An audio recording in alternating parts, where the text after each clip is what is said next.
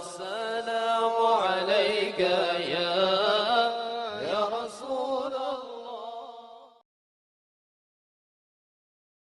Kula niki cerita ibadah sing ringan-ringan mawon.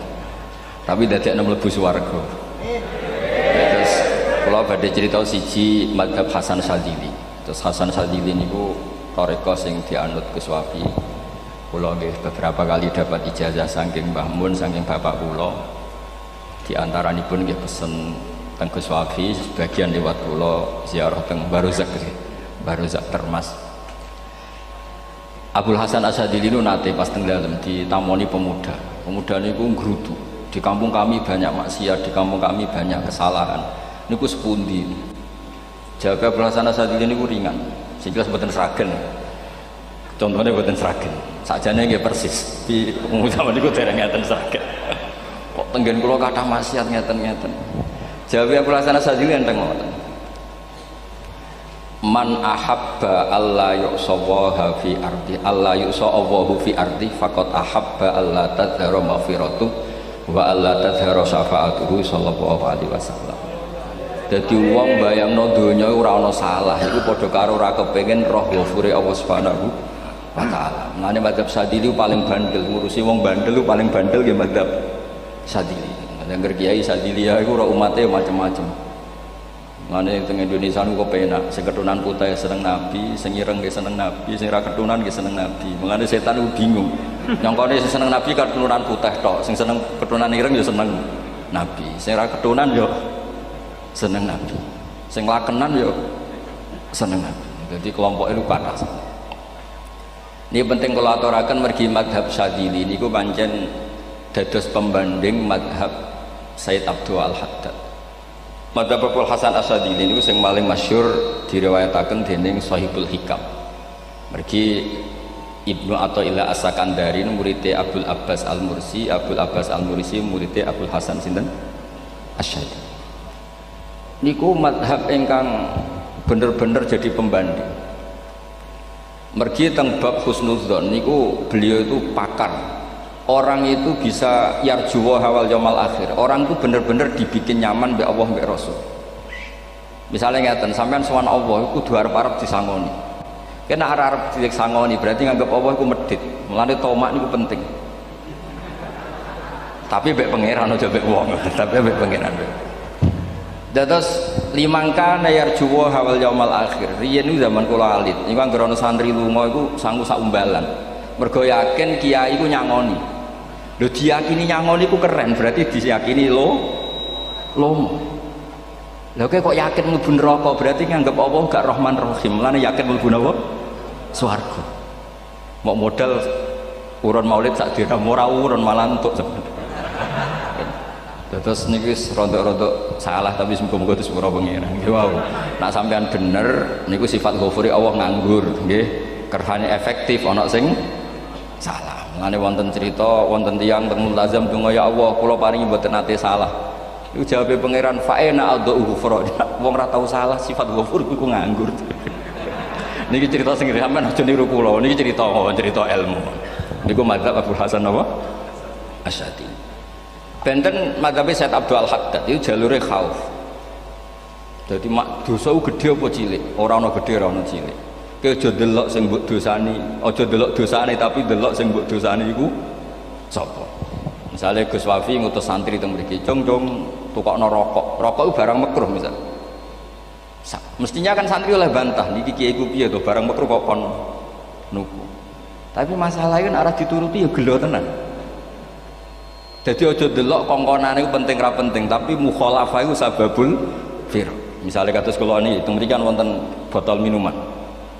Cung pindah rene itu kan barang sepele. Terus sampean takok urgensinya apa ya harus dipindah. Iku santri mangkelno to. Ya wis dipindah wae pokoke penting nurut. Iku cara pandang Sayyid Abdul Al-Haddad. Ki aja geman bantah pangeran senajan to perintahe sepele. Piye-piye mukhalafah ngono iku jenenge nentang. Nah cara Abdul Hasan Asyadzili nggih boten barang gedhe mek cilik kudu ana bedane. Wong ana kabair ana sawair. Masa WA janda beda mek goncekno ya kudu beda. Wong WA tok kok padha mek napa? Goncekno ya kudu beda, kudu ana sawair, kudu ana napa? kabair. Tapi cara Sayyid Abdul Haddad mboten delok sing mbok maksiati iku sapa. Sehingga khazanah kita niki penuh dengan ilmu. Lan itu wonten bab ijtihad. Ijtihad niku ruangannya luas sekali. Ya kula bolak-balik nyontono. Kula sakniki kan jare wong akeh kiai gedhe. Jare wong akeh kula niku kiai gedhe. Nek diundang manakipan tangga yo bingung. Ora teko sawane iki gedhe sombong diundang wong cilik ora teko. Teko iku mahjubno kiai sing ora tau pahayu. Wih bingung. Nyatane kula ora teko nggih do matur nuwun Gus. Athuk kula mboten lakon. Nah kula teko kan mesti ordere teng kula mboten. Cara sing tok pitik gedhe nggih kula, salam templek gedhe nggih kula. Berhubung kula ora teko ngresikane tiyang kathah. Saiki misale ten takok, kiai gedhe diundang musala cilik kesunatan teko apa makruh teko? Cara ijtihad, cara sampean makruh teko napa kesunat? Kula misale diundang ning Sragen ning musala Penceng. Kula niku sunat teko napa haram teko? Haram ya bener lagi haram ya. Setuju haram. Mergo mahjubno ya haram setuju. Itu ijtihad. Ijtihad itu ranahnya itu karena nggak bisa ditebak. Ijtihad itu nggak bisa ditebak. Kalau gak ada cerita kata tentang ijtihad, niki betapa umat Rasulullah umat sing bejo, pilihan-pilihan ijtihadnya dibenarkan. Masyhur tenggene cerita Bani Quraidah. Nabi ngendikan engkau kowe jogeman salat asar kecuali sampai neng kampung Bani Quraidah. Ternyata kurang 2 kilo atau 3 kilo matahari itu mau terbenam. Sebagian sahabat sholat sebelum sampai Bani Quraidah karena takut sampai Bani Quraidah sudah qadha napa asar. Sebagian tetap sholat di Bani Quraidah meskipun sudah qadha asar. Ketika lapor Nabi semuanya dibenarkan. Semenjak itu ada pintu sing darani pintu napa ijtihad. Mulane kula bolak-balik cerita. Wonten kiai nak tangkok, "Cung kowe ngaji wek sapa? Ngaji kalian tiang niki." Kiaimu tahu nangis mboten? Lereni ngaji kiai ra iso nangis, berarti atine atus. Nak Abdul Hasan Azadi takok, "Cung kowe ngaji wek kiai sapa? Kiai fulan." Tahu guyu mboten nate, lereni kiai ra iso syukur mbok jani. Kiai ra iso syukur kok mbok jani. Karena itu masalah ijtihad. Nggih masalah napa? Ijtihad. Ijtihad itu polanya enggak jelas. Wonten kiai ora gelem mulang wedok nggih kathah, alasane wedi fitnah. Pancen iman pas-pasan mawon nek wong ayu ya bingung. Tapi nak diwalik, nak kiai ora gelem mulang wong wedok, terus sing mulang wong fasik, to aliran sesat iku ya repot.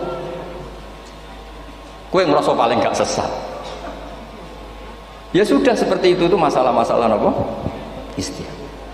Nah, kalau tak cerita sakniki balik cerita tentang Burda. Burda nu nak ngelem Kanjeng Nabi. Niku pancen diilmuni tenan. Kula niku Burda berjanji tiba niku setengah hafal pancen riyen mbah kula buyut-buyut kula niku pesene ken hafal tiba, hafal berjanji, hafal Burda. Nggih mboten ngengken ngapal loh, tapi karena sering baca akhirnya hafal. Kalau beri beberapa contoh, ngelem niku nak mboten diilmoni itu kualitasnya ada bagus, tapi kalau diilmoni itu kualitasnya bagus. Kalau beri contoh begini. Saya itu kalau pidato atau khutbah atau ngaji, apalah terserah istilah jenengan atau ceramah. Kajane kalau seneng istilah ngaji, niku mesti ikuti sing gampang mawon. Wa ala alihi wa sahbi ajmain. Ajmain itu kalimatun fariqah bainana wa bainasyiah. Fa innana nukrimu jami'as sahabat. Ajmain itu kalimatun fariqah, kalimat pembeda. Kita ahli sunnah wal jamaah akramu jami'as sahabat. Ada kelompok sing akramu sahabian wa ahanu sahabian afal. Sehingga ajmain itu harus kita baca. Itu karena itu kalimatun fariqah, kalimat pembeda. Kata-katanya hanya ajmain. Begitu juga berjanji. Berjanji itu nak ngelem Nabi niku wa ba'du fa'aqul wa Muhammad bin Abdullah bin Abdul Muttalib wasmu Syaibatul Hamdi Humitat Hisaluhu Saniyah. Karena ketika Rasulullah memaklumatkan jadi Nabi itu problemnya itu nasabnya siapa? Orang-orang yang di Palestina, di Israel, di Jordan, di Syam kalau dulu itu alamatnya Nabi itu harus turunan Ibrahim. Ibrahim sementara orang Syam menurut pengetahuan orang-orang Yahudi Syam. Maka saya berjanji menunjukkan dulu kalau nasabnya Muhammad itu ini. Terus sampai warafuhu ilal khalili Ibrahim, terus ila dzabih Ismailan isbatu wa muntama. Terus setelah itu terus beliau ngendikan Wa adnanu bila raibin inda dzabil ulumin sabiyah ila dzabihi Ismail nisbatu wa tamam. Terus ketika berjanji di Karang itu sudah ada faham-faham yang seakan-akan babahnya Nabi itu ada masalah. Terus beliau ngendikan, ini Syaibatul Hamdi, Sayyid Abdul Muthalib itu orang yang ketika buka Ka'bah, buka Zamzam, saurip-uripnya muji pangeran. Terus banyak lagi wasumi'a fi sulbihin Nabi sallallahu alaihi wasallam dzakarallaha ta'ala walab. Mbah yang ini bahkan dengar ketika Nabi masih di punggungnya membaca tasbih. Terus sampai fa'azim bihi min ikdin ta'allaqat kawakibud durriyah wa kaifala wa sayyidul akramu sallallahu alaihi wasallam wasitatuhumun. Nabi itu orang suci, makanya harus lewat rahim yang suci, harus lewat bapak yang suci, mbah yang suci, sampai ila khalilir rahman Ibrahim alaihis salam. Makanya terus dinagumkan nasabun tahsibul ula bikhulau, terus tarokus sifaha falam yusibhum aruhu min adami wa ila abihi wa ummihi. Karena kabeh sawnal ismihi, semuanya itu untuk menjaga asmane Nabi Muhammad sallallahu alaihi wasallam. Kemudian Burda membentuk itu dalam bentuk nazuman. Misalnya beliau ngendikan Rasulullah itu mutiara. Jadi ketika dakwah berpola ya baik, ketika tidak berpola juga baik. Beliau cara muji Nabi faddurru yasdatu husnan wa huwa muntazimun. Namanya mutiara ketika diuntai pasti sangat indah. Tapi terus-terusannya itu walaysa yang kusu qadran ghairu muntazimi. Tapi namanya mutiara, mbok berserakan pun tetap indah. Jadi unik. Berarti ketika beliau uji Nabi dakwah tertib pernah. Sholat tuh harus begini, harus begini, harus begini. Beliau sholatnya tumakninah tertib. Tapi Nabi pernah sholat gak tertib. Duhur tuh 2 rakaat. Mana anak kiai rodok lalinan yo anak sana tuh. Duhur 2 rakaat. Tapi barokahnya Nabi duhur 2 rakaat diketahui cara sholat kalau salah itu gimana. Umpama Nabi sholatnya bener terus, itu akan kesulitan kita solusinya ketika ngalamin apa? Kesalahan. Makanya Nabi ngendikan ma kuntu ansa walakin unas sali as-sunnah. Itu mestinya ora tau lali, tapi didesain lali biar bisa jadi sunnah. Wonten tiyang salate sawi maca surat Baqarah. Wonten tiyang badhe njupuk wedhuse lah cara Indonesia. Bareng kesuwen piyambake mufaraqah.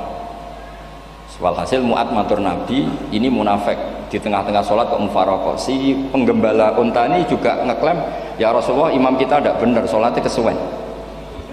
Pikirannya wong ora bela imame. Ternyata Nabi gak bela sing ngangon.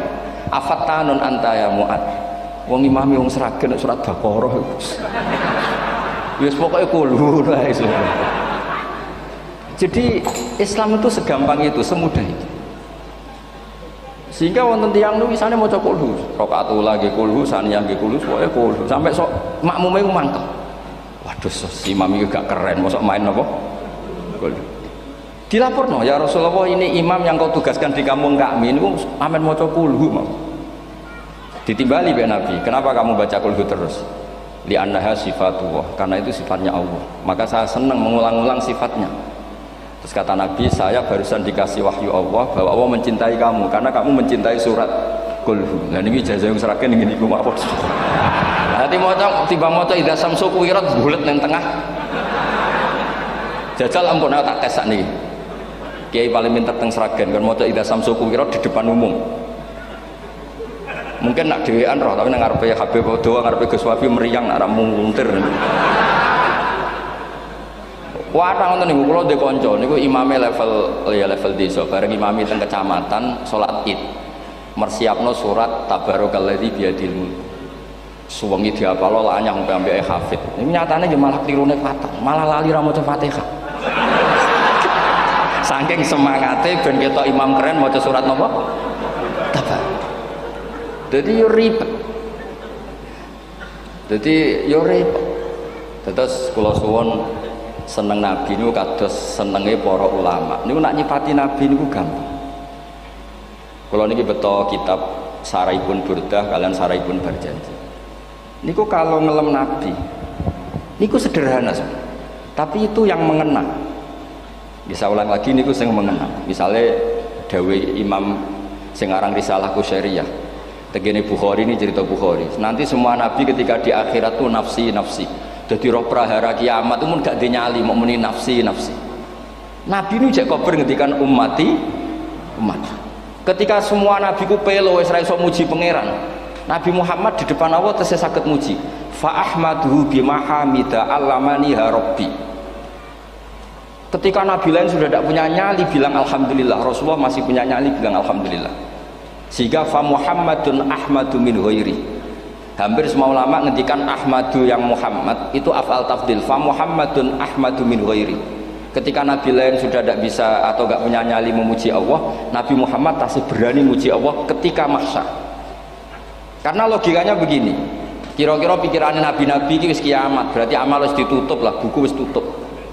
Tapi tak pikirannya Nabi Muhammad boten ngoten.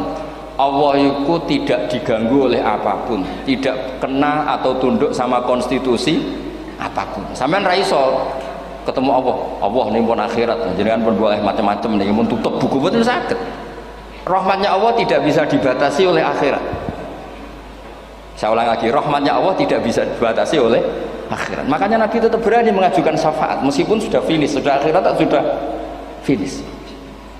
Sehingga Nabi muji-muji Allah, akhirnya Allah ngendikan ya Muhammad irfa' ra'sak wasal tu'tah wasfa'tu syafa'.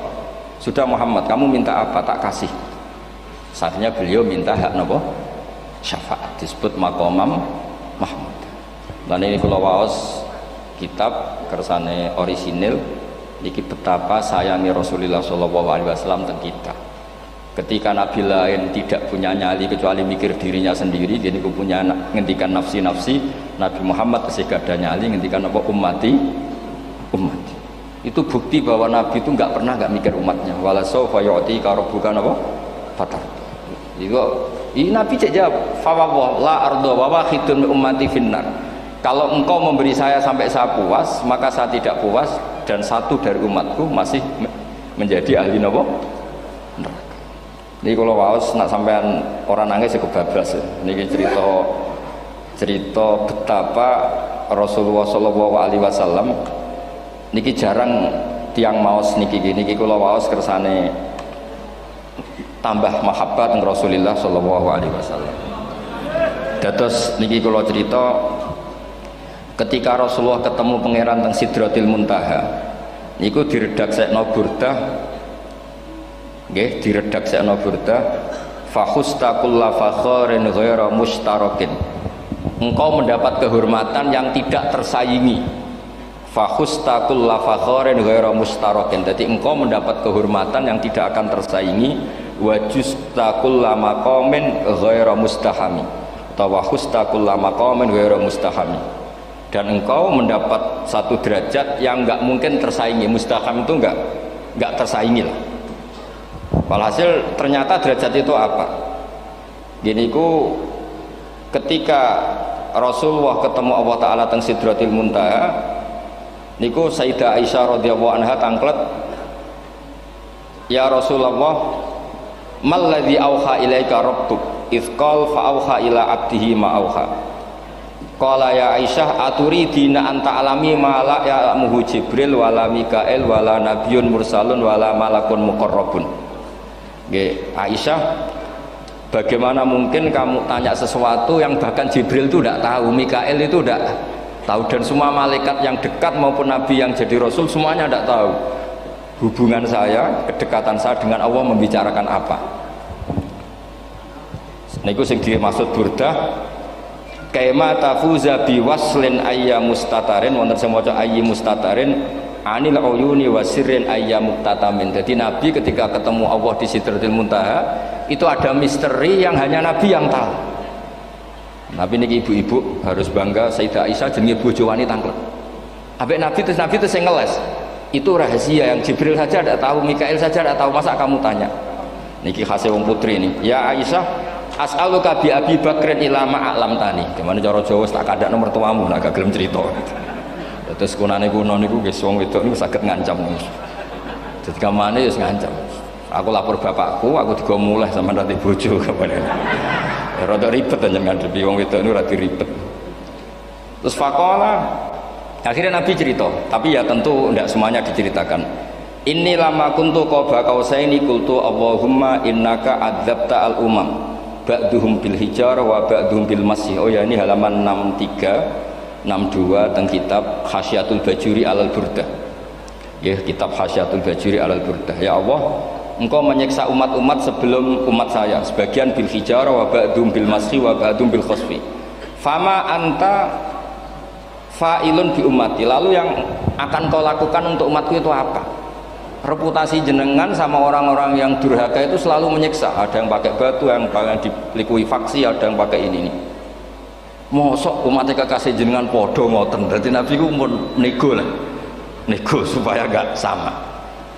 Faqala unzilu alaihimur rahmah min ananis sama wa ubaddilu sayiatihim hasanat. Ndak, saya ndak seperti itu dengan umatmu. Waman sa'alani a'taituhu waman tawakkala saterusé. Terus wa fid dunya asturu alal usad wa fil akhirah usyaffi'u kafihim. Orang-orang yang masih maksiat di dunia tak kasih hak tobat, dan nanti di akhirat tak kasih hak syafaat. Engkau tak kasih hak syafaat. Mulane ini penting dingertosi, bilih ukuran Nabi baik itu gampang nak sampean ngaji ngangge ilmu. Syafaati li ahlil kabair min ummati. Sok syafaatku kanggo wong sing salah akeh. Wong Nabi ku ora melok dosa kok mikir nyafaati. Nak rapi apike wong ora mungkin. Wong sing dosa iku sampean, sing salah sampean, sing mikir solusine Kanjeng Nabi. Lho wong kok apikane ngono iku gak mungkin ta wong. Wong sing salah ku sampean, sing diutang yang sampean, sing kasus ku sampean, sing mikir Kanjeng. Nah itu cara ulama ngelem Kanjeng Nabi. Mulane khodam tuhu bimatihin astaqilu bihi dzunuba umri madha fi syi'ri wal khodami. Dadi aku ngelem Nabi iku sebagai bentuk ngelem sing ndadekno dosaku ben disepuro pangeran. Misalnya kita suka Alphard, muji Alphard, suka Innova, muji Innova, suka kebun, muji kebun. Sing ribet itu nak suka hewan, seneng kucing nggak ngelem kucing. Lu bareng ngelem Kanjeng Nabi kok ora iso. Lane jari Burdah, aku iku ngelem apa tau iso, mosok aku ora tau ngelem Kanjeng Nabi. Makanya terus beliau hidupnya, kemampuan syairnya didedikasikan hanya nggo ngelem Kanjeng Nabi Muhammad sallallahu alaihi wasallam. Makanya terus ngendikan wa muli kholasi khaira multazim. Saya dedikasikan kecerdasan saya untuk ngelem Kanjeng dan Nabi, dan itu solusi terbaik. Lalu nak ngelem Kanjeng Nabi kadang kebablasan, sampai dikritik banyak ulama karena kebablasan. Gini masyhur beliau ngendikan wala yadi ka rasulullah jahu kabi idzal karimu tajalla bismi muntaqimi. Wonten naskah sing tahalla dukan wau teng mriki diwaos napa tahalla napa tajalla tahalla ya. Wonten naskah tahalla wonten tajalla artosipun ngeten. Ya Allah, nabimu ini engkau gelari nabi yang ar-raufur rahim, sebagaimana yang sering disebut Habib Ali Al-Habsyi. Jika nabimu itu ar-raufur rahim, maka ketika engkau mau menyiksa saya dengan atas nama engkau al-muntaqim, zat yang tukang nyiksa, yang menyiksa, maka gelar engkau kepada nabi yang ar-raufur rahim itu kamu kemanakan?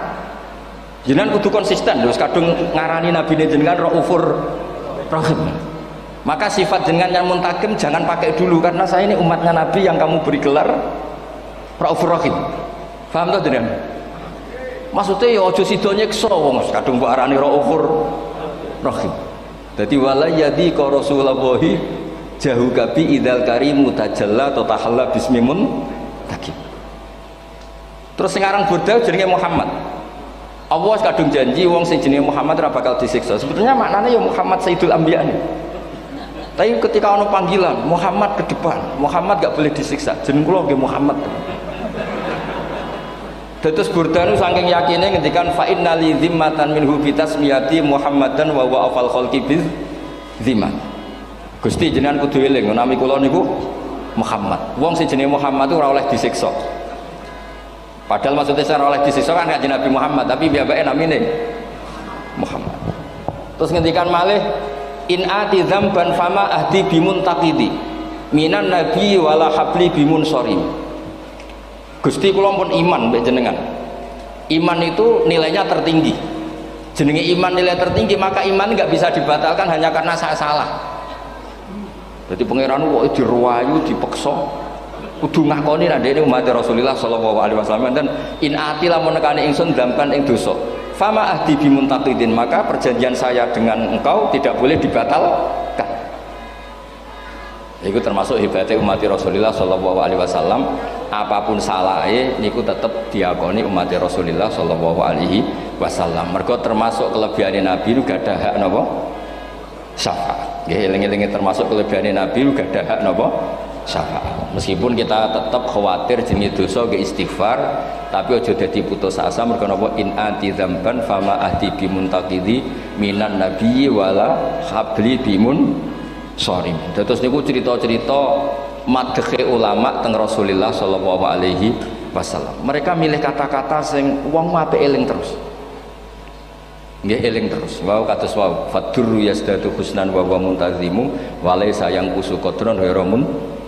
Jadi dulu tuh pernah ada faham-faham sing cara zahiri hadis iku abai nabi itu seperti ini cara zahiri hadis. Tapi ahli sunnah wal jamaah terus dipendapat bapake nabi babe nabi iku min ahlil jannah. Mergo apa? Wa kaifala wa sayyidul akramu sallallahu alaihi wasallam wasitatul muntaqah. Nabi itu orang suci, pasti lewat rahim-rahim yang suci. Minal aslabi thahira ilal arhamiz zakiyatil fakhirah. Itu logika yang dibangun sehingga terus mantep baru kayak wau mau sedibak mau sebar janji kiyakan wong Islam an nabi min abihi wa ila jaddi sampai Adam niku kabeh tarokus sifaha falam yusibhum aruhu min adami wa ila abihi wa ummi. Begitu juga masalah iman. Soal misalnya ada pertanyaan ilmiah, lalu Ibrahim gimana? Karena nanya Azar itu kafir. Zaman ada Nur Rasulullah sallallahu alaihi wasallam Azar belum kafir. Setelah intikal ke Ibrahim baru Azar kafir. Atau ada yang menjawab istilah abun di situ itu majaz. Sebetulnya Azar bukan bapak kandung tapi apa? Paman. Selalu ada jawaban ilmiah dari ulama-ulama ahli sunnah wal jamaah. Tapi kalau pesen teng jenengan sementing niku mau dibak berjanji napa bodan ada 1-2 bait yang jenengan tahu maknanya sehingga nanti kualitas mahabbah kita, kualitas kecintaan kita pada Rasulullah sallallahu alaihi wasallam niku tambah. Misalnya ngeten, kula kan nekuni tafsir ya. Ada ayat rubama yawaddul ladzina kafaru law kanu muslimin. Niku hampir semua mufassir konsensus sepakat jeng ben nek wong Islam mlebu neraka. Niku sampean kudu donga, nek mlebu neraka muga-muga jejer wong kafir sing kecangkeman. Niku dinyek. Ah jarene iman nekani molek jutene neraka padha wae aku. Apa meneh misalnya sampean hafal Quran jejer wong sing hafal jare kapit kok ora mlebu napa neraka. Kudu ana sing ngenyek. Mergo Allah nu tersinggung sak wis ana wong sing napa ngenyek. Akhirnya Allah tersinggung. Niku sing diceritakno tiba. Wa izzati wa jalali la ja'altu man akhlasa li bisyahadati kaman kadzdzaba bi. Adkhiluhumul jannata bi rahmati.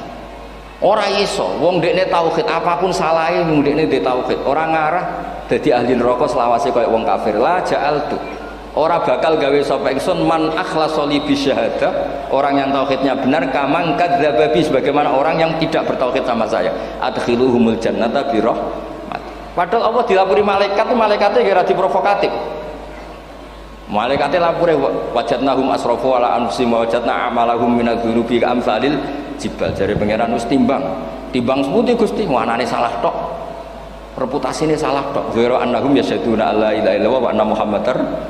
Niku jawabe pangeran wa izzati wa jalali la ja'altu man akhlasoli kaman kadzdzaba bi adkhiluhumul jannata bi rahmati. Nah, lafat-lafat seperti ini kita akan punya harapan ketika ndelok umat sing carane iman tesih blepotan, carane salat cek blepotan, carane zakat cek blepotan.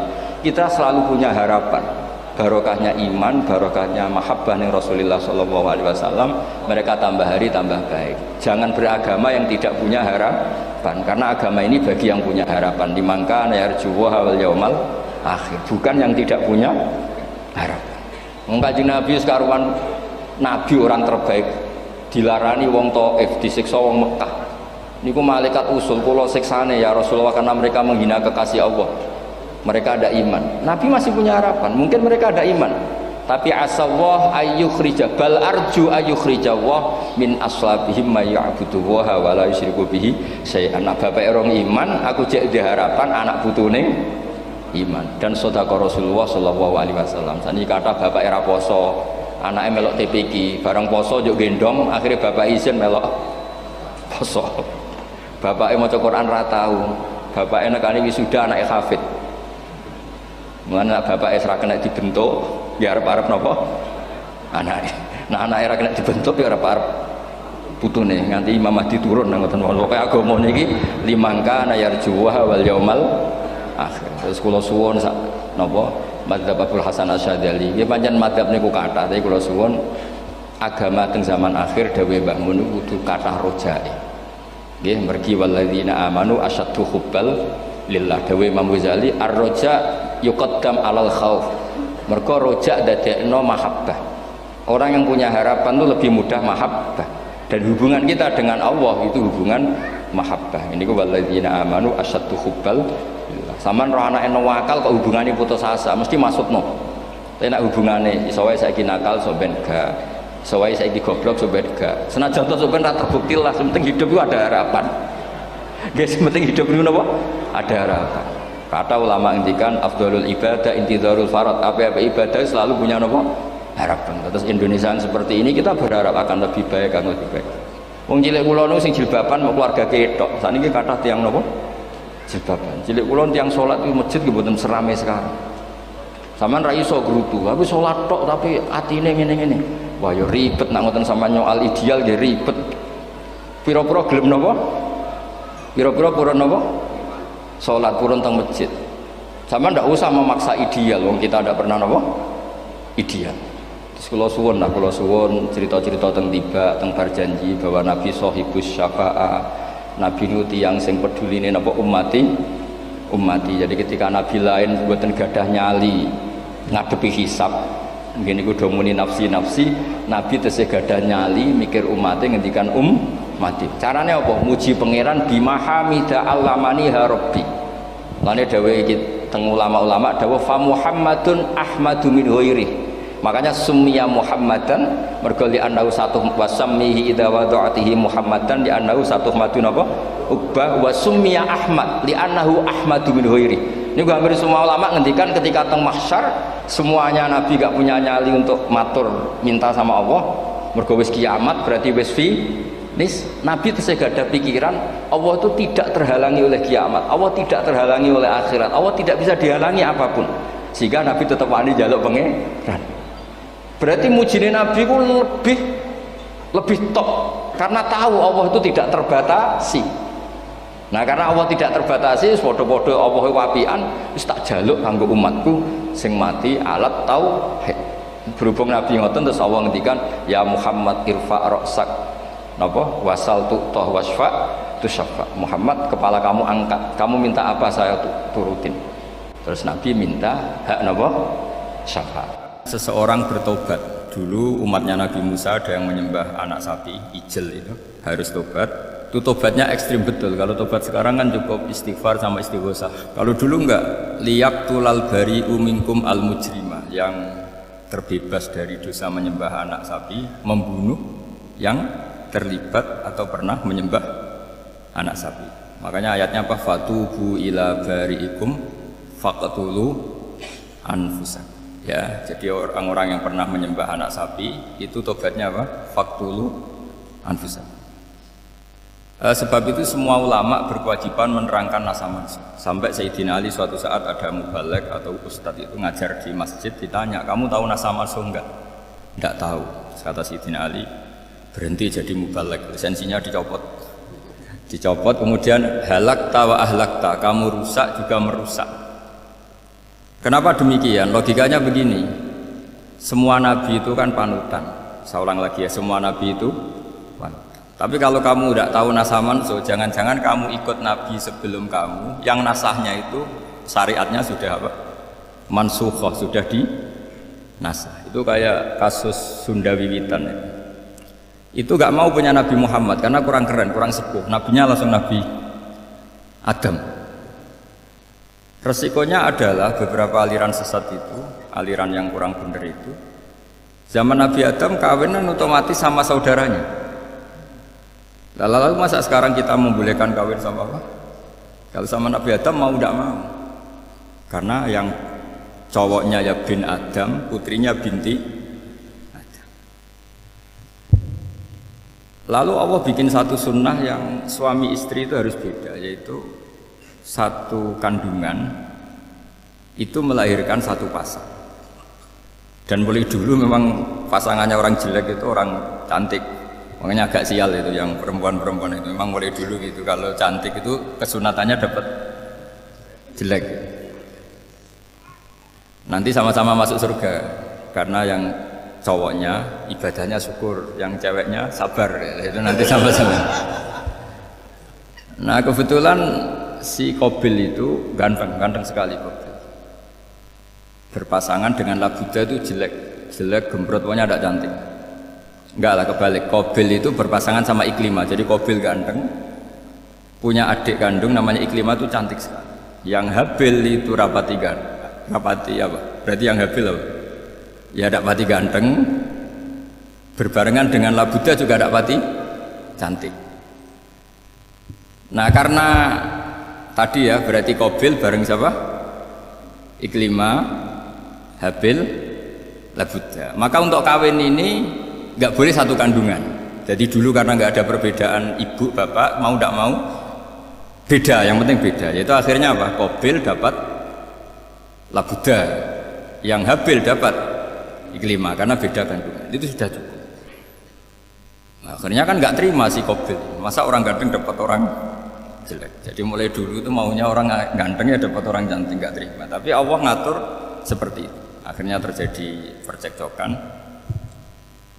Nah, dulu itu semuanya itu religius, sehingga ukuran percekcokannya masih religi, yaitu ya gini saja, kita ngadakan korban, yang diterima itu ya menang.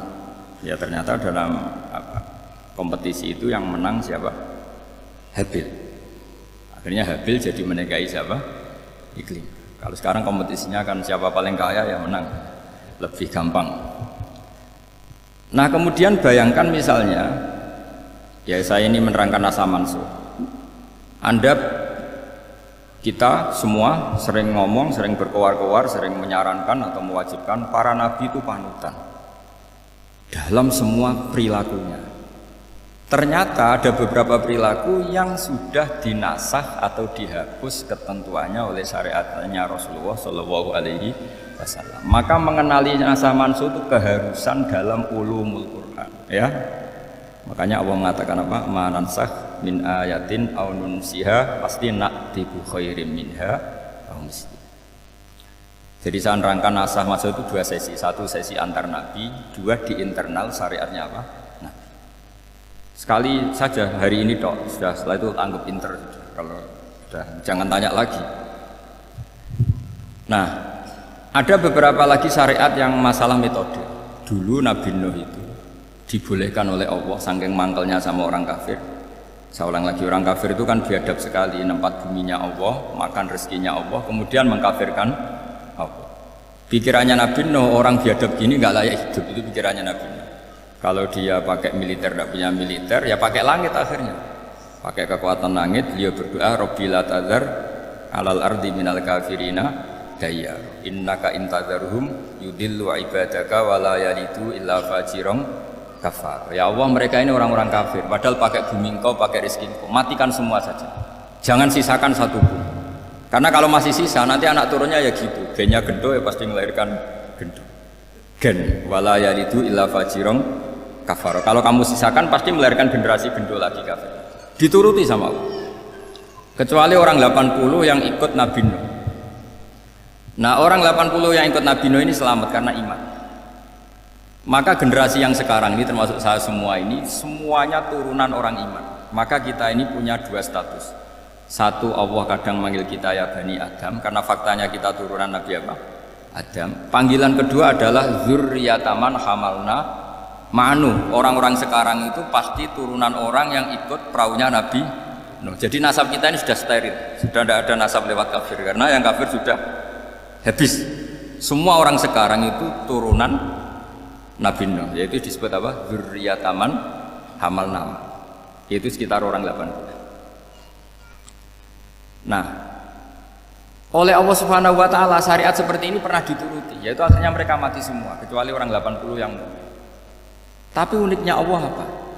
Era Rasulullah Shallallahu Alaihi Wasallam, Nabi kita Nabi Muhammad itu diutus rahmatan lil alamin. Ketika Nabi didustakan, diusir, disakiti, malaikat gunung, beberapa malaikat yang ahli adab spesial eksekutor lah kira-kira gitu. Muhammad kamu bilang saja ke saya, kalau kamu ingin orang-orang Mekah Abu Jahal CS, saya hancurkan. Tapi apa kata Nabi? Saya berharap kalau mereka belum iman, anak cucunya iman. Karena bagaimanapun sperma ya atau calon bayi atau calon keturunan itu kan ada fi aslabir rijal atau fi zuhuri rijal. Jadi kalau dalam ilmu agama itu gen manusia itu disimpan di zuhuri rijal di punggung lelaki, nanti dipindah ke arhamin nisa. Logikanya gini, ini dengerin ya. Logikanya gini, misalnya Abu Jahal itu di situ ada orang namanya Ikrimah, itu anaknya Abu Jahal, itu orang mukmin. Akhirnya ya jadi orang alim. Abu Lahab itu di rahimnya di punggungnya ada perempuan namanya Darrah, akhirnya juga orang mukminah. Saya berikan contoh. Khalid bin Walid itu anaknya Walid itu musuh besarnya Rasulullah, tapi di punggungnya ada orang bernama Khalid. Ini dengerin. Nah, di punggung ini kira-kira Allah sudah tahu apa belum? Jawabannya sudah. Artinya kalau ini mati atau kamu bunuh, kamu sebenarnya nggak bunuh orang kafir saja, bunuh calon orang mukmin yang sekarang masih bersemayam di punggungnya orang-orang kafir. Jadi bisa saja orang yang sedang kafir itu ada sekian calon generasi yang suatu saat mukmin. Itu syariat yang diajarkan ke Rasulullah SAW.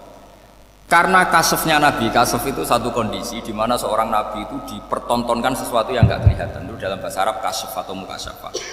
Nabi dipertontonkan ternyata banyak orang kafir yang di punggungnya itu ada calon generasi mukmin atau muslim. Akhirnya Nabi gak berani, jangan bunuh. Mungkin bapaknya ada iman tapi anaknya iman. Betul, Abu Jahal punya anak Ikrimah, Abu Lahab punya anak Darrah, Walid punya anak siapa? Khalid. Itu mirip seperti kita, bapaknya sholat, anak ETPK sholat, akhirnya bapaknya katut sholat. Banyak gak di Indonesia, bapaknya tidak bisa baca Quran, anaknya hafid. Nah, itu kalau bapaknya kamu habis, tidak ada yang meselin. Makanya biarkan hidup saja. Nah, artinya gini, andaikan tidak ada ulama yang menerangkan nasa mansuh, dikira syariat Nabi Nuh itu abadan mu'abbadat, selamanya lama. Sehingga main teror sama orang kafir sah berdasar Nabi Nuh. Padahal kita sudah ganti Nabi, yaitu syariatnya Rasulullah SAW. Masyhur itu ketika Nabi ngendikan, saya tidak minta mereka dihukum, tapi ya Allah saya minta Allah mahdi qaumi fa innahum la ya'lamun. Mereka kafir itu karena tidak sehingga ada periode. Loh, kalau perang itu beda, perang itu konteksnya duel, itu tidak harus sama Abu Jahal, Abu Lahab. Ada penjahat mau bunuh kamu wajib perang nggak? Wajib. Penjahatnya meskipun muslim apa harus kafir? Meskipun muslim. Maka kata ulama fikih sebetulnya perang duel itu bukan syariat muslim sama kafir toh. Masih muslim sama muslim, misalnya ada orang mau merkosa istri kamu, terus dia pamit gini, saya muslim loh, beri hak loh. Nggak bisa. Saya penjahat loh, muslim, jadi kamu nggak boleh merangin saya, ngelawan saya kan muslim. Nggak bisa, tetap harus dilawan.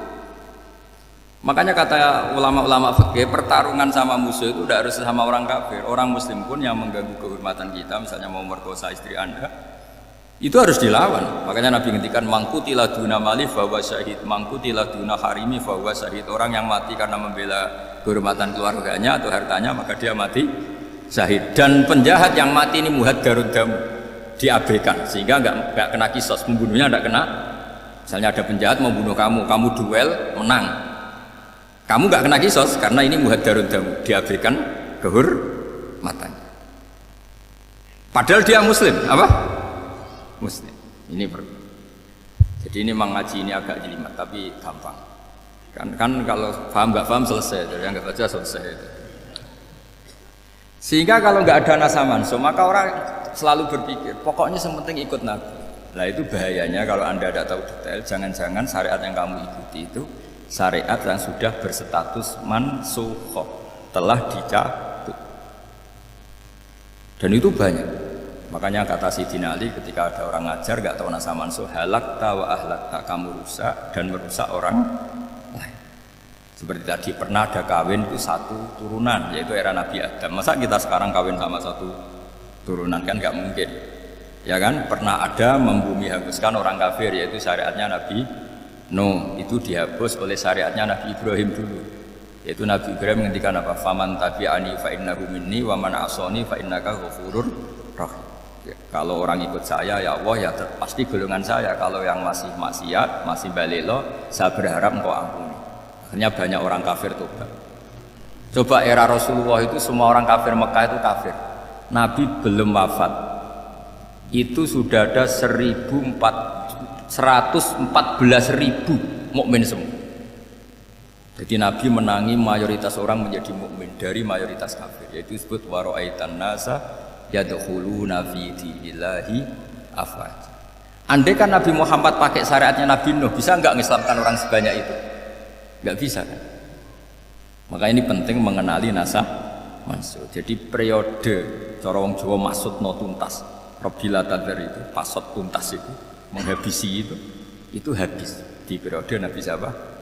No, syariat itu sudah enggak dipakai lagi. Yang dipakai apa? Faman tabi'ani fa innahu minni wa man asani fa innaka ghafurur rahim.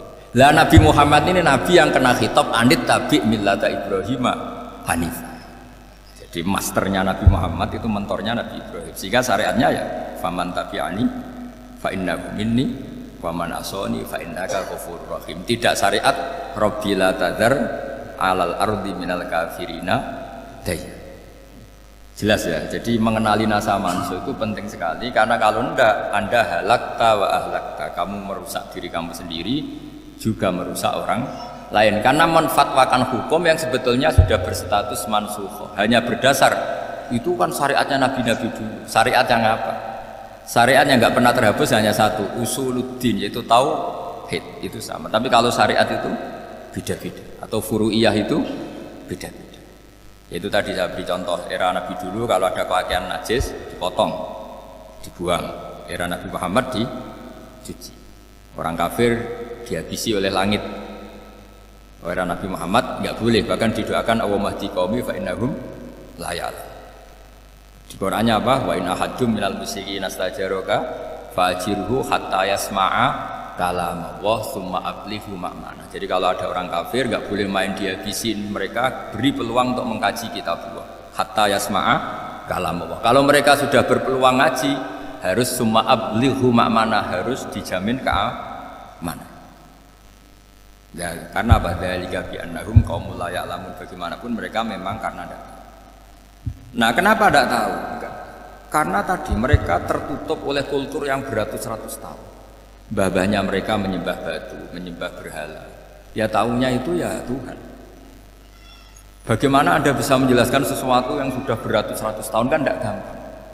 Maka ada periode dimaklumi apa? Kalau era sampean kan mosok waktu disembah saking gobloknya orang, kamu lahir kan sudah nyembah Allah, tidak nyembah batu. Bayangkan kalau kamu jadi mereka. Wong perut kamu saja disuruh makan pizza sakit karena saking lamanya makan sambal kan. Kamu bilang perempuan Indonesia saja cantik, saking lamanya jadi orang Indonesia. Padahal orang Indonesia tanyakan orang Eropa cantiknya di mana. Kamu lahir di Afrika, bilang orang Afrika itu cantik, tanyakan orang Eropa cantiknya di mana, hitam gitu kok. Jadi orang itu pasti terkooptasi oleh sekelilingnya. Orang Afrika akan bilang wanita Afrika itu cantik, coba tanyakan orang Eropa cantik apa enggak. Blas. Orang Eropa yang kulitnya gitu kata orang Eropa indah, kata sampean koyok anak kebo katanya. Jadi orang itu akan terkooptasi oleh sekeliling. Bayangkan kalau semua orang nyembah berhala terus kamu tidak, alasan kamu apa? Kan menentang mayoritas. Dan itu berat. Maka dimaklumi oleh Allah dzalika bi annahum qaumul la ya'lamun fi manah panyeruan. Nah, pemakluman ini yang mulai sekarang terkikis. Orang main pukul saja nggak mau ngaji. Nggak mau ngaji Quran secara kafah. Jadi fatwanya Islam kafah tapi ngajinya Quran enggak kafah. Ngambil 1-2 potongan ayat dipakai dalil. Jadi Islamnya inginnya kafah tapi ngajinya Quran enggak. Kalau kafah ya hafal 30 juz. Kalau mau ya, kalau mau kafah ya hafal berapa? 30. Makanya saya sering bilang, saya sering dinasihati orang karena belum tahu saya ini hafal Quran. Bapak harusnya Islam itu kafah. Kata saya ya dimulai dari konsep Islam itu kafah dulu, apa ya hafal Quran secara kafah. Jadi ini penting saya utarakan. Bahaya sekali orang mengenali Islam tanpa mengenali nasah mansukh. Karena beberapa syariat Nabi sebelum kita itu berstatus mansukh. Terus contoh berikutnya, ini nasakh mansukh antar Nabi apa khusus internal Nabi? Antar Nabi aja nggak selesai nih sampai subuh aja nggak selesai. Contoh yang paling keren mungkin cowok semua senang. Nabi Dawud dulu istrinya berapa? 99. Nah itu kalau masih halal itu kan berarti jenengan punya istri berapa? Wah itu kan ngeri betul. Punya satu aja repotnya gitu, apalagi berapa? Punya 99. Terus kamu bilang gini, ini kan syariatnya Nabi Dawud, Nabi kan bisa diikuti. Pernah ada periode di mana seperti itu boleh. Jadi makanya mau tidak mau mengenali nasakh mansukh itu harus. Kalau enggak ya kamu masih berkeyakinan boleh beristri berapa? Nah ini penting saya utarakan. Makanya Sayyidina Ali itu kalau ngetes calon mubalek, kira-kira kalau kemenak dulu inginnya apa? Sertifikasi apa? Mubalek. Itu tanyanya gitu. Ta'rifun an-nassa wal mansukh, kamu apa tahu nasakh mansukh? La. Jawabnya Sayyidina Ali, halak tahu ahlak tahu. Kamu orang yang rusak. Karena tadi takutnya ada syariat yang sudah mansukh dipakai. Itu tadi misalnya kita ini tidak umatnya Nabi Nuh, tapi pakai syariat Rabbila tadar alal ardi minal kafirina. Terus ketiga begini, misteri manusia itu. Dan ini kita tidak pernah tahu sampai kiamat, tapi ini ilmu harus kita diskusikan. Misalnya saya ini namanya Bahaudin. Saya sekarang hidup sampai 2019 kan. Kan hanya Allah yang tahu berapa turunan saya sampai kiamat dan statusnya kayak Donald Trump juga gitu. Donald Trump itu sekarang kafir, tapi kita tidak pernah tahu nanti turunan keberapa ada yang Muslim. Lah turunan yang calon Muslim ini diletakkan di mana kita tidak tahu. Yang jelas kalau kamu bunuh itu katut itu. Artinya gini, logika membiarkan orang kafir itu ya ada logikanya. Logika membunuh karena mereka mau membunuh kita ya ada logika fikihnya, karena kalau kita ada membunuh dibunuh. Makanya semuanya hukum ini terus bergantung al-hukmu yaduru ma'ilatihi wujudan wajib. Di sini terus dipertemukan. Makanya semua nabi itu kalau yang namanya membunuh pasti pas perang saja, karena ini kondisi yang memang pilihannya hanya dua, kalau nggak dibunuh ya membunuh. Ada duel aja. Maka ini butuh kajian fikih dan orang nggak boleh subjektif dalam hal ini. Saya ulang lagi, tidak boleh subjektif. Karena tadi orang yang kamu katakan sekarang misalnya Zaid, kamu itu bodoh sekali. Kenapa bodoh? Nggak hafal Quran, nggak pernah kuliah, nggak pernah ngaji. Ternyata Zaid ini bersemayam calon anak yang alim alama hafal Quran, namanya Umar, tapi masih jadi sperma. Suatu saat Zaid itu punya anak alim alama, kan banyak orang nggak bisa baca Quran punya anak hafid, banyak nggak di Indonesia? Banyak nggak petani yang punya anak dekan? Petani punya anak dekan, yang dekan punya anak naik kelas saja susahnya bukan main. Banyak kan? Nah ketika dibalik nanti ada dekan punya anak goblok, yang petani punya anak dekan, pinter mana? Kita tidak pernah tahu. Makanya ini kan ya sudah, kalau nggak pernah tahu ya bilang saja wallahu alam, kan selesai. Daripada keminter keliru kan ada wallahu alam. Makanya cerita favorit guru saya Kiai Haji Maimun Zubair itu punya apa namanya Ki Zubair. Itu cerita favoritnya itu ada santri namanya Soleh. Soleh itu alim alam. Orang Madura itu cara berpikir kan kalau kiai saja alim seperti itu, apalagi bapaknya. Pas bapaknya main ke pondok, santrinya ada ribuan. Bapaknya main ke pondok itu sholat itu ya gak bener, gak sesuai sunnah Rasul lah kira-kira gitu. Sudah sholat itu gak bener, apa-apa gak bener. Masih ditakwil sama santri Madura, karena orang Madura itu kultus. Mungkin khilaf itu satu khusus, pokoknya perlakuan khusus. Suatu saat saking bodohnya orang itu, kenceng tuh pinggir musola. Wah ini nggak bisa ditakwil lagi, artinya nggak bisa ditakwil tuh nggak. Wah ini sudah nggak bener ini, bener. Singkat cerita santri tadi nggak kuat matur ke kiainya, Pak Yai, jenengan sealim itu kok bapaknya segoblok itu. Kenapa? Ya, dia kencing pinggir musola. Oh bapak saya itu pinter sekali. Kok bisa? Karena beliau yang memutuskan saya mondok sampai saya jadi alim alama seperti ini. Yang bodoh itu mbah saya. Bodoh itu mbah saya kan.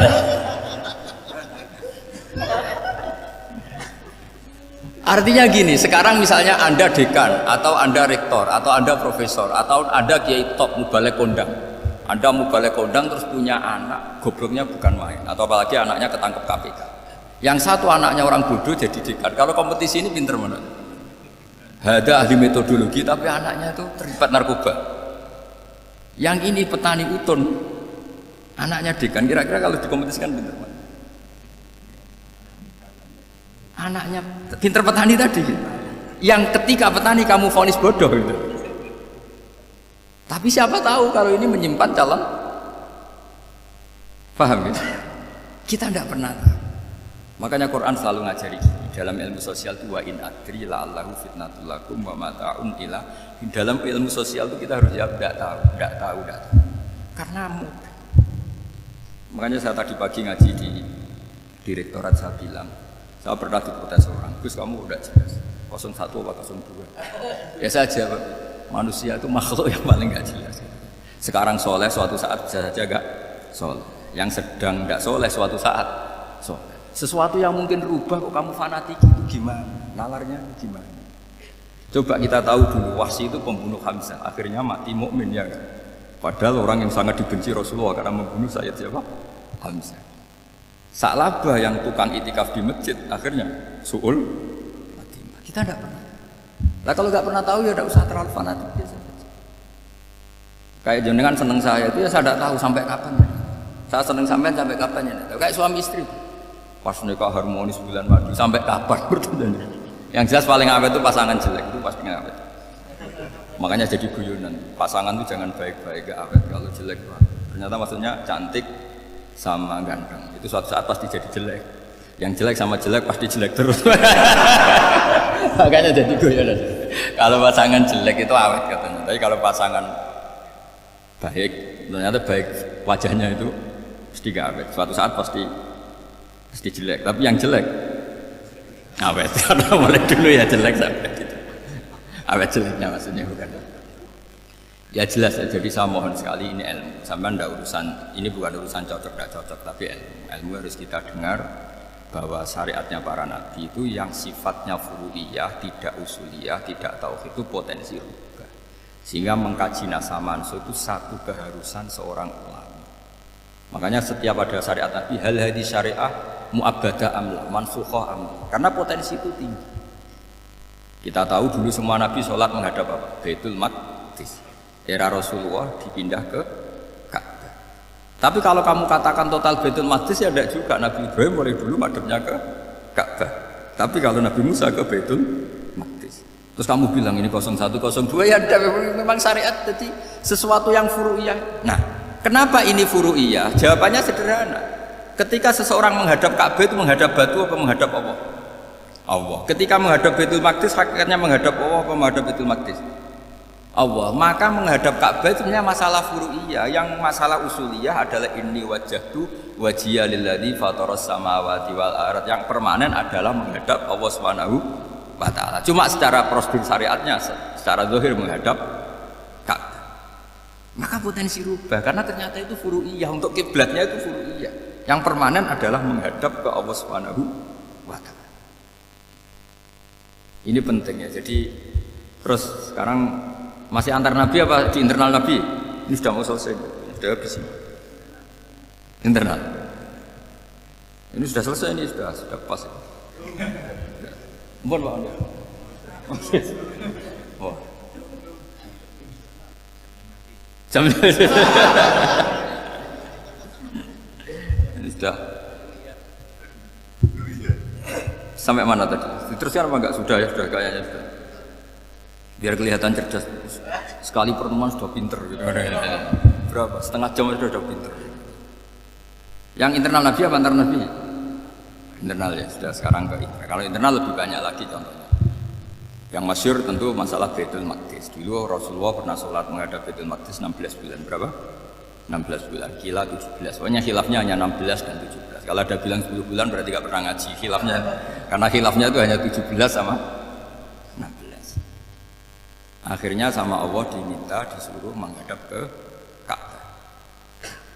Saya ulang lagi, itu tetap masalah antar nabi seperti itu. Begini, Makom itu kalau dalam bahasa Arab bukan kuburan. Kalau di Indonesia kan makomnya Sunan Bonang itu kan kuburan. Kalau makom dalam bahasa Arab itu sesuatu yang pernah dipakai singgah, itu namanya apa?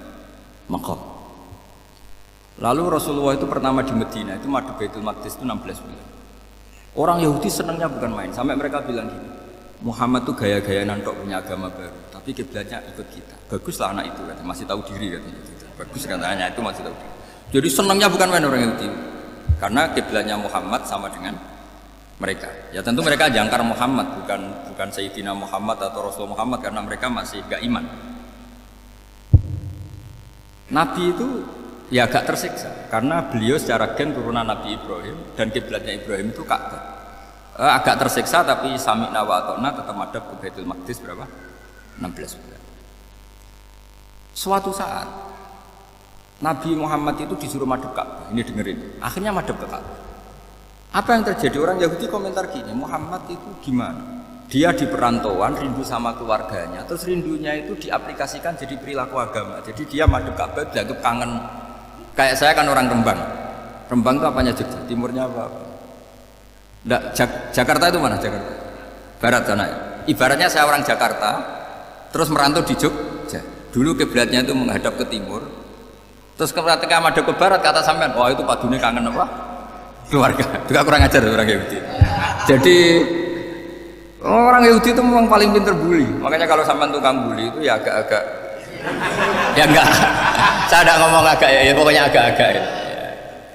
Pinter bully orang Yahudi. Makanya enggak ada orang debat sepinter orang Yahudi. Yang bisa ngalahkan hanya Tuhan itu. Orang Yahudi yang bisa ngalahkan hanya Tuhan. Sayyidina Ali orang paling terkenal cerdas. Itu kalau sama orang Yahudi itu pusing. Karena ya apa logikanya itu? Saya beri sekian contoh. Ada orang Yahudi tanya gini, Muhammad, kalau kambing mati itu yang bunuh siapa? Ya Allah, mati langsung. Agama kamu itu aneh. Yang langsung sentuhan Allah haram, tapi yang lewat tangan-tangan jahil manusia malah halal. Harusnya itu yang halal kan orisinal, langsung Allah yang bunuh. Jadi uteknya itu aneh, dari cara berpikir itu aneh. Nah cara sampean ini kan, nak halal pangan kue. Tapi Nabi kan nggak boleh bertutur kata kasar kue. Kalau yang jadi Nabi saya untalan ngono kan gitu. Tapi Nabi kan nggak boleh kasar. Jadi Nabi itu problem karena nggak boleh apa? Kasar. Kalau kita kan gampang, wis nak halal untalan kan selesai. Apa? Tapi Nabi nggak boleh kasar gitu. Jadi nak jadi nggak Nabi, ya sampean itu kan enak. Mau keliru ya pantas, mau apa saja pantas. Karena kan nggak panutan. Kalau Nabi nggak bisa meluruskan kebenaran itu harus tetap sesuai akhlak. Ya jadi agak kerepotan. Makanya punya Umar alhamdulillah ada yang nggak perlu aturan itu. Jadi enak. Jadi ya itu memang aturannya harus. Coba Nabi itu perang tapi nggak boleh bunuh. Kayak apa sih? Beliau jadi sasaran tembak tapi nggak boleh bunuh. Kalau sahabat kan enak, duel, relax, santai, bisa tarung. Kalau Nabi nggak boleh. Makanya Nabi itu meskipun ikut perang terus gak ada sejarah orang yang dibunuh. Ya hanya satu peristiwa itu pun dibaca orang kafir, ditangkis Nabi, pedangnya kembali ke dia mati. Tapi gak ada yang Nabi. Karena Nabi kalau pembunuhan itu terus kayak pendekar kan susah juga punya Nabi kok. Habis perang saya Nabi tanya, Muhammad habis serang berapa? 1000. Ya repot juga punya Nabi mantan apa? Pembunuh meskipun yang dibunuh orang kafir, tapi kan kayak apa ya? Fitrah manusia itu akan menolak kepemimpinan orang yang gitulah pokoknya nggak bisa diterangkan. Makanya Nabi itu nggak pernah bunuh, meskipun kayak apa musuhnya tapi nggak pernah bunuh. Untungnya di sekeliling orang-orang yang tadi. Jangan bilang itu suka bunuh ya, pokoknya perang gitu ya. Perang dengan bunuh itu beda loh. Kalau perang itu fair apa? Sampai mana tadi? Nabi Ibrahim ya. Makom tadi saya ulang lagi. Nabi Muhammad menghadap ke Baitul Maqdis itu hanya Allah nuruti. Ini loh Nabi betul. Tahu betul bahwa di antara syariat adalah Baitul Maqdis karena semua Nabi pernah berkiblat Baitul Maqdis. Tapi Nabi ketika menghadap ke Ka'bah, Nabi juga dibilangin sama Allah. Ini loh syariat yang benar karena Ka'bah juga kiblat sing aktaku, lebih tua ketimbang Baitul Maqdis. Maka disebut Ka'bah Atiqah. Ilal Baitil Atiq. Kalau Quran bahasakan Ka'bah apa? Wal yatawafu bil Baitil Atiq. Atiq itu tua sekali. Sudah. Ketika berstatus tua itu orang Yahudi seneng mergo roh kelirune Muhammad. Mereka nantang, Muhammad ayo debat terbuka. Nabi rawuh. Bagaimana Anda bilang Ka'bah itu kiblat tertua? Wong Ka'bah itu pertama yang menghadap sana itu ya kamu. Semua Nabi menghadapnya ke Baitul Maqdis. Terus Nabi Muhammad mulai berargumentasi ilmiah tadi. Enggak, Ka'bah itu kiblatnya Ibrahim. Jadi Ibrahim dulu itu yang mulai dulu kiblatnya itu di Ka'bah. Terus orang itu tanya, buktinya apa? Terus dijawab, fihi ayatum bayyinatum maqam Ibrahim. Ternyata di situ ada jejak kakinya Nabi Ibrahim, yaitu batu yang diinjak beliau ketika bangun Ka'bah. Itu argumentasi ilmiah. Lah barang orang Yahudi kehilangan ilmu, itu gobloknya orang Yahudi. Makanya yang bisa mengalahkan Yahudi hanya Allah Subhanahu wa taala. Wong Ibrahim saja golongan kita, pengikut kita. Ibrahim itu pengikut Yahudi. Wah, itu Nabi mulai senyum-senyum, mulai tertawa-tawa. Wah, itu goblok, orang terdidik. Karena itu ibaratnya kayak kamu bilang Soekarno itu pengagum Puan Maharani. Kira-kira seperti itu. Soekarno itu pengikut Puan, karena Yahuda itu Yahuda bin Yakub bin Ishak bin Ibrahim. Saya ulang lagi ya, nasabnya Yahudi ya, Yahuda bin Yakub bin Ishak bin Ibrahim. Jadi Ibrahim itu mbah keempat dari Yahuda. Tapi karena mereka kalah debat, Ibrahim itu pengikut Yahudi, sama dengan bilang apa? Soekarno itu pengikut Puan Maharani. Itu kan jadi aneh. Atau Gus Dur pengikut Mbak Yeni, atau Basim Asari pengikut Mbak Yeni, itu kan aneh. Wah, akhirnya sama Allah diingatkan. Makanya ada ayat ha antum haula'i hajatum fi ma lakum bi ilm falimatu hajuna fi ma laysa lakum bi ilm. Perjanjian debat ini semuanya harus ilmiah. Tapi kenapa perdebatan Anda malah ndak ilmiah? Karena orang Yahudi iftadhu, malu semua. Wah, semuanya Muhammad itu satu-satunya kekalahan orang Yahudi. Tapi ayat-ayat seperti ini itu enggak populer. Ayat ha antum haula'i hajastum fi ma lakum bi ilm falimatu hajuna fi ma laysa lakum bi. Jadi Islam, betapa hebatnya Islam. Kalau debat harus ilmiah. Dan Kanjeng Nabi menantang, ini perjanjian kita debat ini ilmiah. Kenapa sekarang jadi tidak ilmiah? Yaitu kamu mengatakan Ibrahim itu pengikut Yahudi, padahal Ibrahim dengan Yahudi itu dulu Ibrahim. Makanya Yesus kalah, tapi tetap ra Islam. Tapi nah, makanya terus Ka'bah dibuktikan ketuaannya lewat apa? Fihi ayatum bayyinatum maqamu Ibrahim. Itu bukan makam kuburan, karena makamnya Nabi Ibrahim tetap di Hebron, tunggu di Palestina. Kira-kira itu Palestina. Nah, jari Israel jadi Israel, boleh menang di. Jari ini Israel jadi Israel, jari Palestina nih. Saya pernah ziarah ke sana di Hebron, di makamnya Nabi siapa? Ibrahim.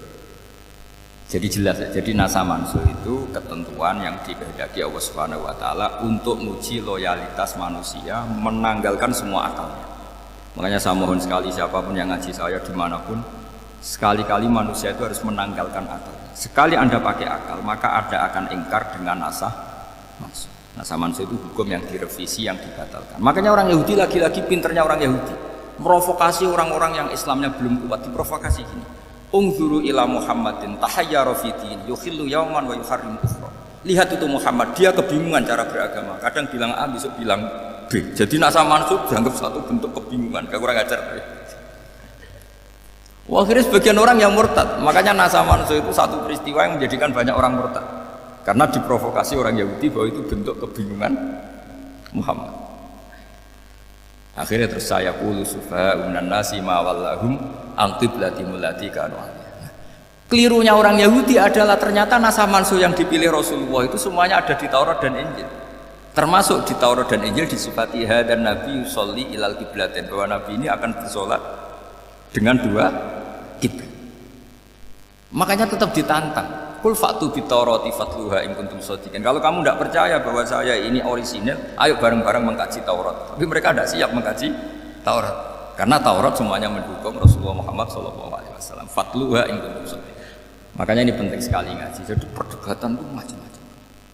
Dan itu pinternya orang Yahudi. Unzuru ila Muhammadin tahayyara fi dini yukhillu yauman wa yuharrimu. Ini penting sangat. Makanya nasa mansuh itu uji loyalitas. Itu Imam Malik kalau mencontohkan ke Imam Syafi'i. Saya berisikan contoh fikih. Ini saya melanggar waktu. Ini sudah berapa? Saya yang tidak mengesahkan diri saya. Ya misalnya ini ya, ini kertas bawa ya, ini kertas bawa. Terus ini tak kasih uang misalnya, uang 100.000. Atau kalau contoh Imam Syafi'i dulu dididik Imam Malik begini. Ya Syafi'i, kalau kamu punya 2 budak, 2 pembantu, kalau dulu kan masih ada budak, 2 pembantu lah. Seneng mana, yang cerdas sama yang goblok? Seneng yang cerdas. Kalau yang nurut sama yang bantahan, seneng yang nurut. Nah yang nurut itu yang goblok. Makanya tinggal dibalik saja.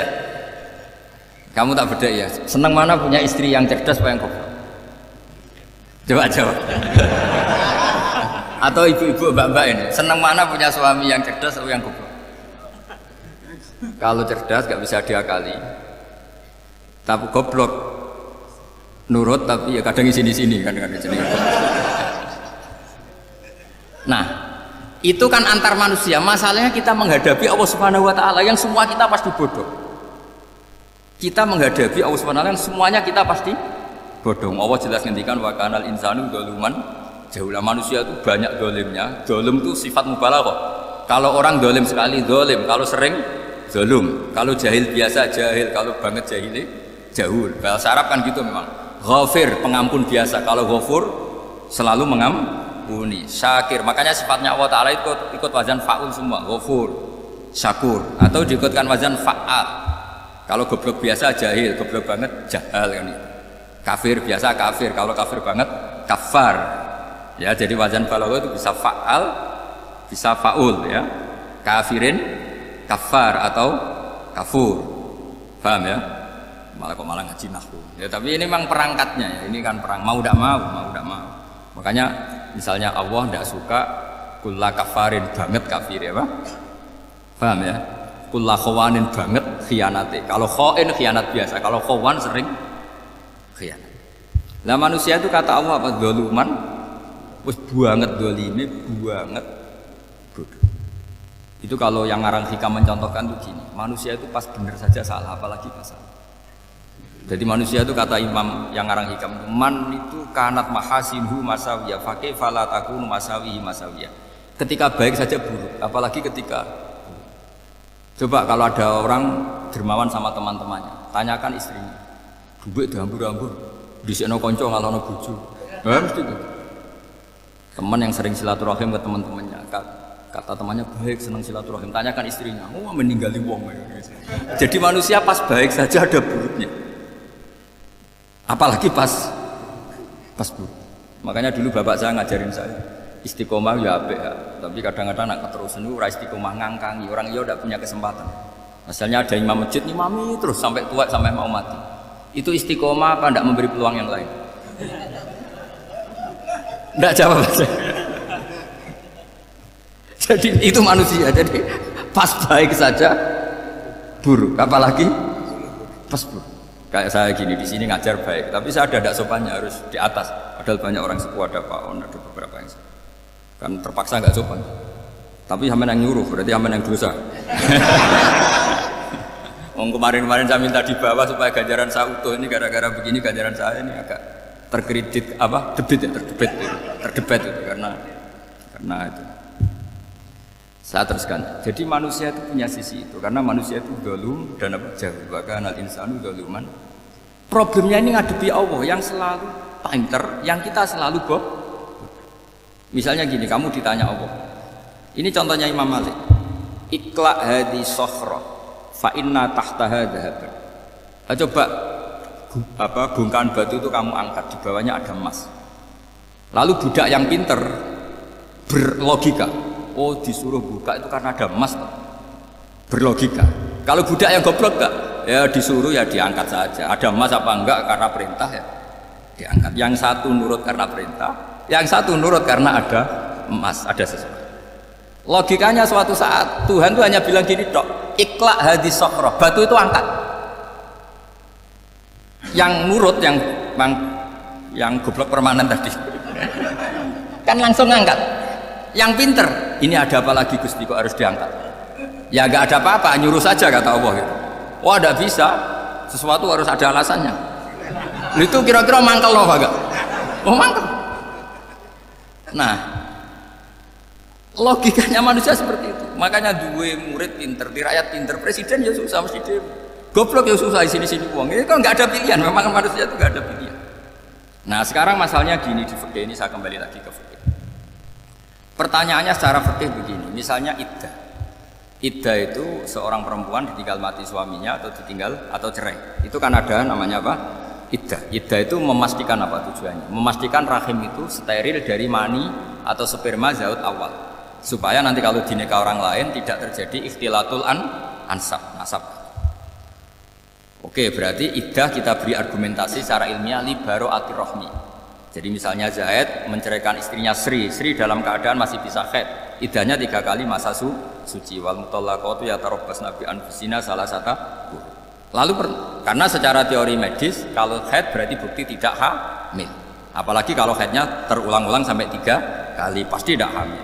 Sehingga kalau nanti dinikahi orang lain pasti kalau ada anak ya anaknya zaud sani atau zaud kedua. Berarti alasan iddah li baro'atir rohmi. Oke, kita sok pinter, sok bijak. Pertanyaannya adalah sekarang sudah baru 1 bulan suaminya di Malaysia nggak pernah ngumpuli, dicek di medis juga berbukti tidak hamil. Apakah boleh tanpa iddah? Semua ulama mengatakan tidak boleh. Tapi ini kan rahimnya jelas bersih. Ya karena iddah itu nuruti perintah pangeran, pokoknya tetap iddah 3 kali masa suci. 3 kali masa suci atau masa haid, itu ada perdebatan ulama. Tapi kan ini terbukti bersih, Gus. Meskipun terbukti bersih, kata Allah harus iddah 3 bulan atau berapa? Kira-kira 3 bulan, 4 bulan ya tetap harus iddah. Kowe milih mana? Sok pinter, Gusti. Berhubung ini, pangeran kok terangno gitu. Berhubung.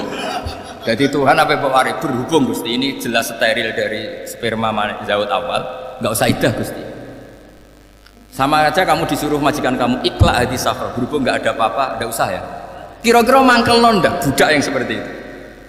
Mangkel. Maka dibutuhkan kebodohan dalam beragama. Betul itu memang. Makanya Nabi itu unik, pernah bilang begini, aksaru ahlil jannah al-buhu, aki-aki penduduk swarga itu al-buhu, wong goblok-goblok. Maksudnya goblok yang jenis ini, bukan goblok betulan maksudnya. Maksudnya goblok jenis ini itu ya tetap pinter, tapi pinternya dibuang, pura-pura goblok demi sami'na. Jadi saya misalnya kok pinter dan goblok tadi sekaligus, pinter dan goblok. Ya bah ikhla hadis sokhra fa inna tahta hadaba, tak angkat karena saya tahu di bawah ada emas. Tapi di hati saya sajane ya mergo perintah. Suatu saat kok disuruh Allah ikhla hadis sokhra, perintah ya tak angkat, ya sudah. Jadi ya pinter ya goblok. Saya tahu namanya perintahnya Allah pasti ada hikmahnya. Hikmahnya itu adalah li baro'atir rohmi. Tapi hikmahnya jadi kawula adalah nurut perintah Allah, cek tahu alasannya maupun tidak. Lah di sini ada illatul hukmi untuk membangun kecerdasan, tapi ada loyalitas untuk membangun ubudi. Ya, bahwa kita ini kawula roh tetap Makanya tadi pagi saya cerita Sayyidina Umar kayak apa cerdas, tapi tetap ubudi ya. Yaitu Rasulullah SAW sering dibully orang kafir, Muhammad itu gaya-gayanan tok. Wong ora oleh nyembah berhala, ora oleh nyembah watu, jebule ini nyembah Hajar Aswad. Karena dilihat dari jauh kan tetap nyium Hajar Aswad. Coba kalau kamu lihat dari jauh, kamu sujud dari jauh kan kayak sujud sama batu. Makanya Sayyidina Umar karena orang kafir masih cara berpikir gitu, tiap nyium Hajar Aswad itu komentar gedumel. Alim tu annaka hajarun la tadurru wa la tanfa. Walau la anni ra'aitu Rasulullah qabbalaka ma qabbalaka. Aku ronake watu ya raman doroti raman fati. Kalau saja saya tidak melihat Nabi nyium kamu, saya tidak sudi nyium kamu. Jadi tidak berdoa doa mustajab itu tidak gerutu. Karena apa? Umar tahu ini masalah secara tauhid. Kalau saya doa di depan Hajar Aswad nanti dikira syirik karena berdoa di depan batu. Tapi kalau saya tidak nyium nyulayani sunnah Rasul yaitu nyium Hajar wis tengah-tengah nyium sambil gerutu itu sudah kompromi. Ya nyium tapi gerutu. Kayak apa? Makanya ya dia cerdas tapi ya goblok tadi ya cerdas. Itu uniknya Rasulullah. Jadi muji orang pintar ya sudah langit. Tapi Nabi pernah dalam satu hadis mengatakan aksaru ahlil jannah al-bul. Aki-aki penduduk swarga itu orang bodoh. Artinya orang bodoh itu bukan bodoh betulan. Dia meninggalkan akalnya demi loyalitas ubudi. Nah, untuk menutup sesi ini terakhir betul tak tutup setelah ini selesai. Untuk menutup itu bukti begini, perang Badar itu perang yang nggak mungkin dimenangkan umat Islam karena orang kafir itu 1000 dengan pasukan full dengan peralatan perang full. Rasulullah itu tahun kedua Hijriah itu pasukannya hanya 313. Itu pun pedang itu untuk orang 5 itu hanya ada pedang satu. Jadi kalau mau dibaca orang sih kamu nilai pedangnya aku. Itu kan nggak kebayang perang dalam keadaan seperti itu. Jadi mesti kalah, orang kok mungkin kalah mesti. Tapi Nabi tetap bilang saya ini disuruh Allah perang, ya harus berangkat. Yaitu perang Badar. Kata para sahabat, ya Rasulullah ini nggak masuk akal, sudah nggak usah perang, ini nggak masuk akal, mau setor nyawa. Sudah gitu dadaan, nggak ada persiapan. Lucunya apa? Sahabat itu ketika Nabi tetap berangkat. La akhrujanna walau waqti. Nabi menginginkan saya tetap berangkat meskipun sendi. Setelah Nabi berangkat sekian meter, itu sahabat ikut semua. Kata Nabi, lah kamu kok ikut? Ya ikut saja. Kata kamu mesti kalah. Ya anggap saja setor nyawa. Demi loyalitas pada jenengan. Itu makanya nggak ada periode sebaik periode sahabat. Tapi yang gerutunya jalan. Karena gerutu ini bawaan ilmiah. Makanya kita loyal sama presiden. Tapi yang nggak cocok ya gerutunya jalan. Tapi bawaan mencintai Indonesia tetap jaga stabilitas. Itu bawaan cinta Indonesia, bukan cinta pejabatnya kadang. Gerutunya jalan. Tapi bawaan loyal sama Indonesia tetap mengaku. Bawaan loyal sama Rasulullah tetap ikut perang. Bawaan akal karena nggak masuk akal ya gerutu. Dan itu uniknya Quran itu mengapresiasi itu dan dianggap nggak masalah. Saya bacakan ayatnya. Kama akhrajaka rabbuka min baitika bil haqq wa inna fariqam minal mu'minina lakarihun yujadilunaka fil haqqi ba'dama tabayyana ka'annama yusaquna ilal mauti wa hum yaqulun. Peristiwa Badar ada peristiwa kamu itu keluar untuk perang. Sahabat kamu ngikuti, tapi mereka lakarihun, nggak senang sebetulnya. Karena nggak masuk akal. Ya geremeng tapi ya derek. Yujadilunaka fil haqq, mereka mendebat kamu dalam kebenaran. Jadi ya Rasulullah wong perang kawan kalah jenengan lakoni alasane nopo? Lah kok melok? Ya saya harus ikut jenengan Nabi. Itu unik. Kalau orang sekarang mana mau, kalau nggak masuk akal nggak mau melakukan. Coba misalnya istri kamu belajarnya dikurangi, anggap saja petualangan latihan hidup di masa lalu, nggak mau. Padahal petualangan itu hal yang indah. Petualangan itu kan hal yang indah, kan nggak mau? Oh ngirit tuh alasan. Tapi lucunya kalau dijak camping bermiskin-miskin di hutan, karena karpe dewe. Tapi nak suami yang ngongkon. Ayolah seminggu ini kita model miskin, anggap saja petualangan masa lalu. Nggak mau. Karena pinter, apa? Coba kalau bodoh. Ya ngono ya apa-apa mas. Tapi resiko anak bodoh, pas kamu sakit ya dibiarin. Karena dia melihat sakit kan biasa, namanya manusia. Jadi makanya ini pilihannya susah, hidup itu masih susah makanya ini. Jadi uniknya Quran gitu, Quran itu membolehkan psikologi manusia. Makanya Allah ngendikan kutiba alaikumul qital wa huwa kurhul lakum. Ya saya tahu kamu tidak suka perang. Allah yang ngakui bahwa enggak apa-apa. Tapi ketidaksenangan kita harus dilawan demi mengikuti Allah dan misalnya perempuan Allah juga gitu. Wa ashiruhunna bil ma'ruf. Gauli istri kamu muamalah secara baik. Kata Allah fa in karihtumuhunna fa'asa an takrahu syai'a wa ja'alallahu fi khairan katsira. Mungkin ada watak yang kamu tidak suka, tapi di situ ada kebaikan. Allah ngaku yang namanya suami mesti ada watak yang nggak suka dari istri. Juga sebaliknya lebih banyak lagi yang suami istri kamu nggak suka watak kamu, juga nggak suka hidung kamu, wajah kamu banyak lah yang nggak disuka. Tapi demi kestabilan negara suami istri ini, mereka loyal, justru itu bagus. Maka jagalah ilmu, juga jagalah loyalitas. Itu yang perlu saya utarakan. Jadi makanya agama ini dibangun dua, satu kecerdasan hikmah, yaitu ya al-hukmu ya dulu ma'ilati wujudan wa adaman, tapi juga ada ubudiyah bahwa agama ini milik Allah, maka sami'na wa adaman. Karena begini logikanya, saya ulang lagi masalah batu. Ikla hadis sokhro fa inna tahta hadab. Terus saya angkat, pembantu saya ngangkat, dia saya gaji atas nama nurut kan, atas nama menemukan emas apa atas nama nurut karena emas itu juga penemuan saya, milik saya.